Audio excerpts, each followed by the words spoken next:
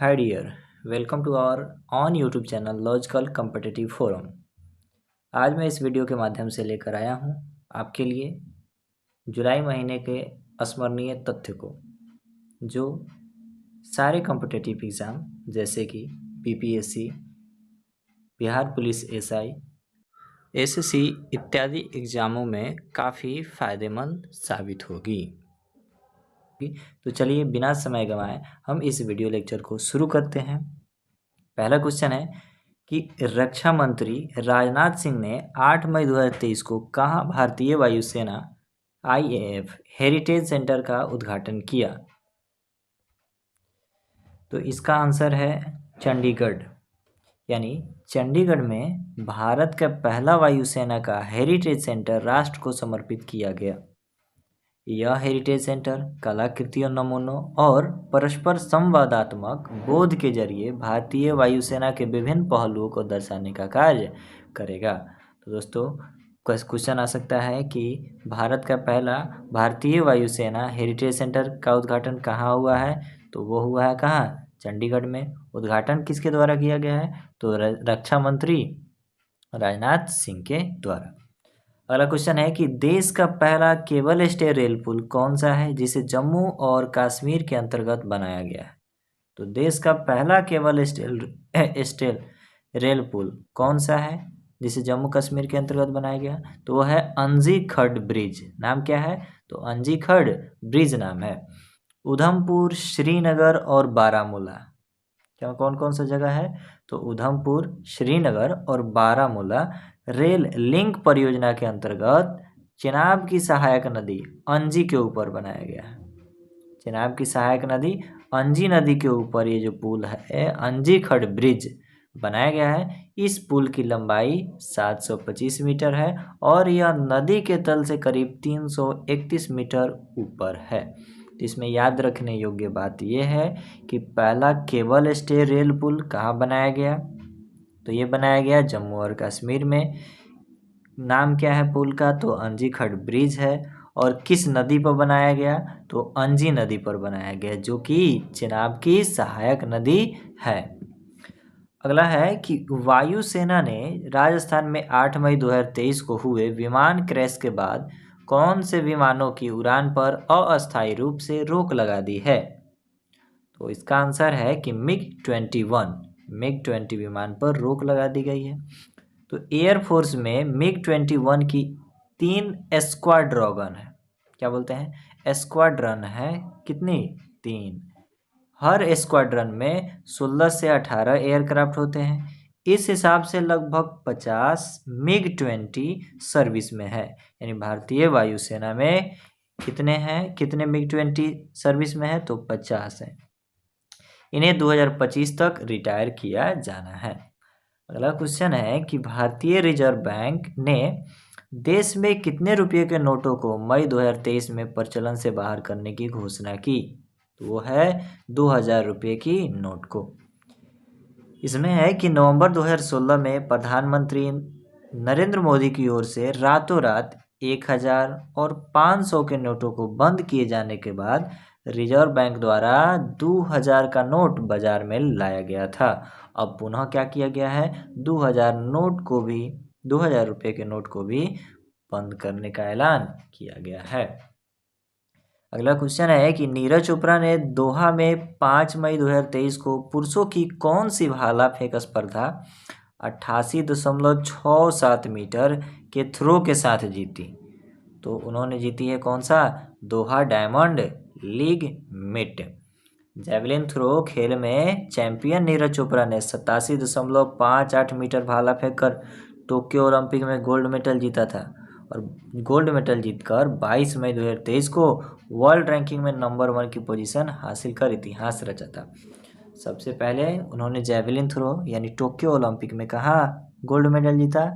तो वो है कि भाला फेंक में टोक्यो ओलंपिक में गोल्ड मेडल उन्होंने जीता है। और फिर अब दोहा डायमंड लीग में भी क्या किया है? उन्होंने गोल्ड मेडल जीती है। अगला क्वेश्चन है कि खेलो इंडिया यूनिवर्सिटी गेम्स 2022 25 मई से शुरू होकर 3 जून 2023 तक उत्तर प्रदेश में संपन्न हुए। इनका शुभंकर क्या है? तो इसका जो शुभंकर है जीतू बारहसिंघा। जीतू बारहसिंघा इसका शुभंकर है। खेल के शुभंकर जीतू बारहसिंघा आकर्षक जीवंत राज्य पशु जो गर्व से गौरव का प्रतीक है। पूछा जा सकता है कि बारहसिंघा जो है किसका प्रतीक है? जीतू बारहसिंघा किसका प्रतीक है?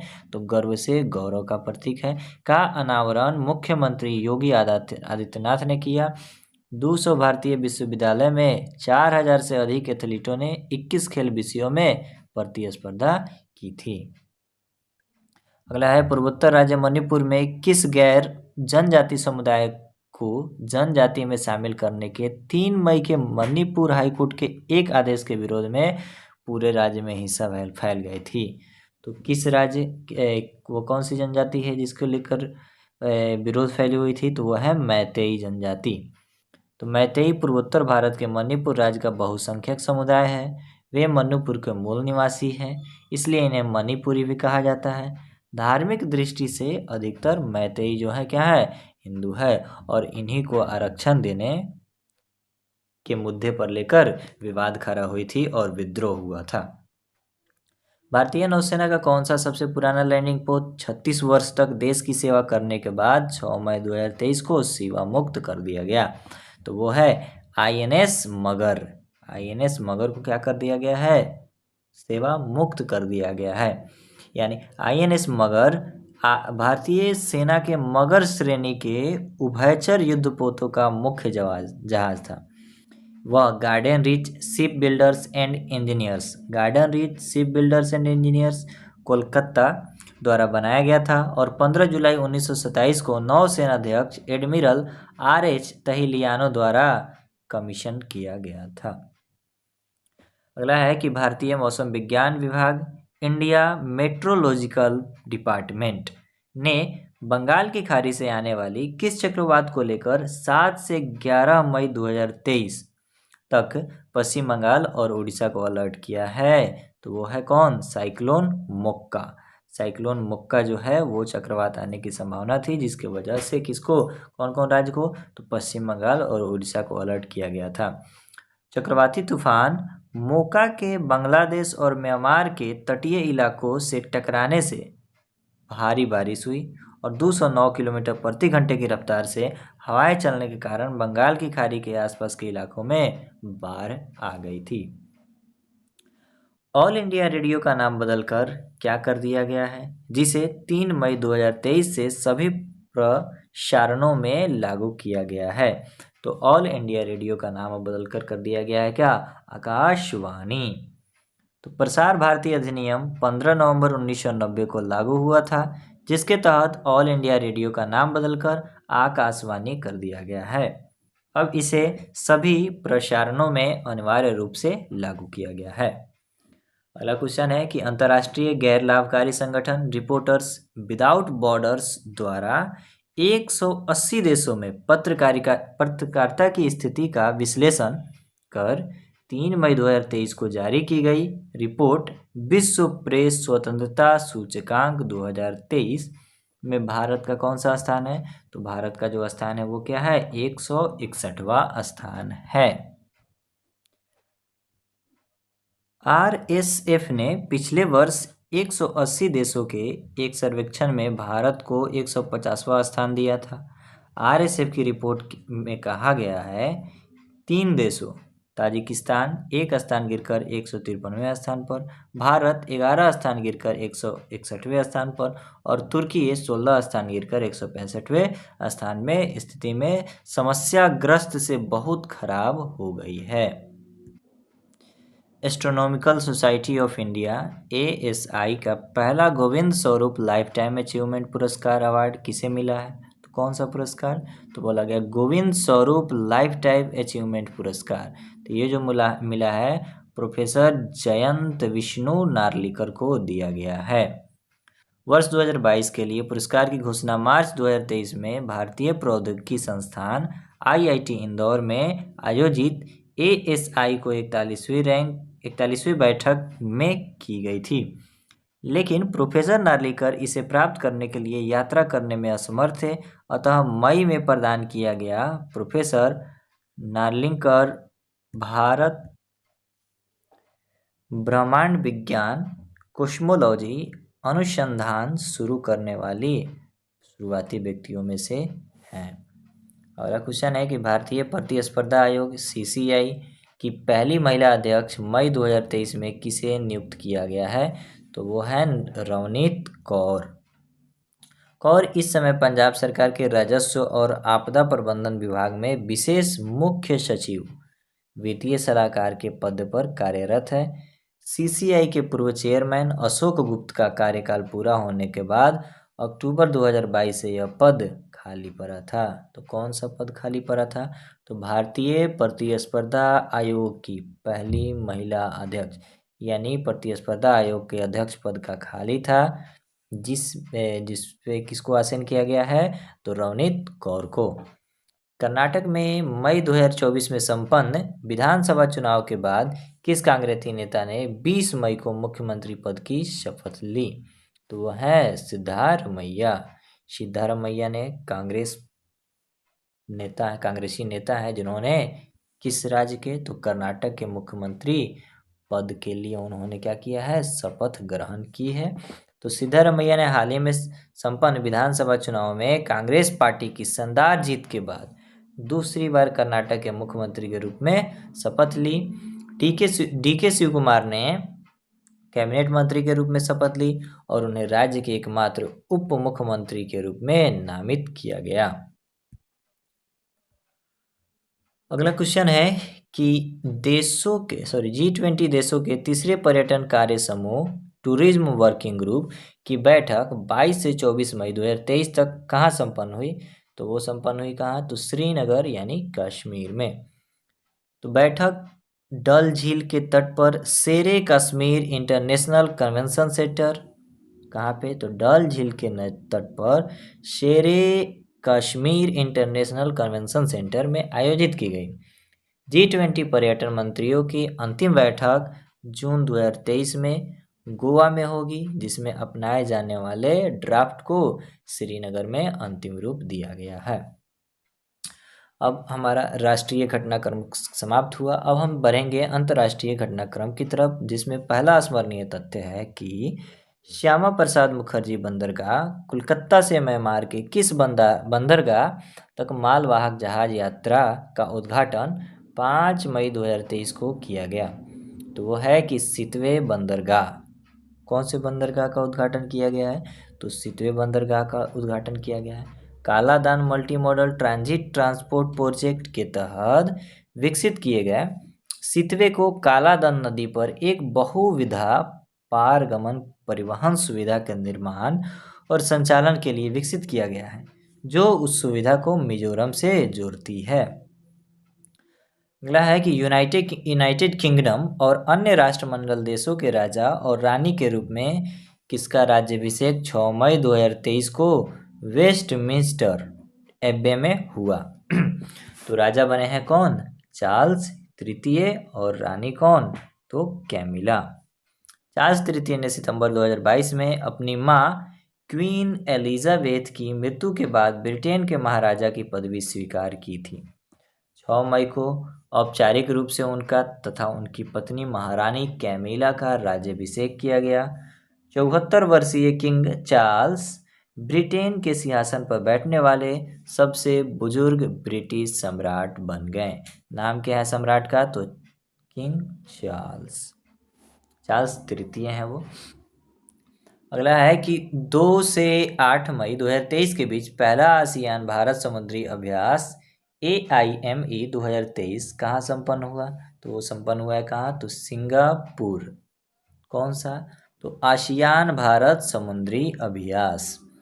तो ये भारत के INS सतपुरा और INS दिल्ली ने AIME 2023 में भाग लिया। भारतीय नौसेना के साथ Brunei, Indonesia, Malaysia, Philippines, Singapore, Thailand और वियतनाम की नौसेनाओं ने अभ्यास में भाग लिया था।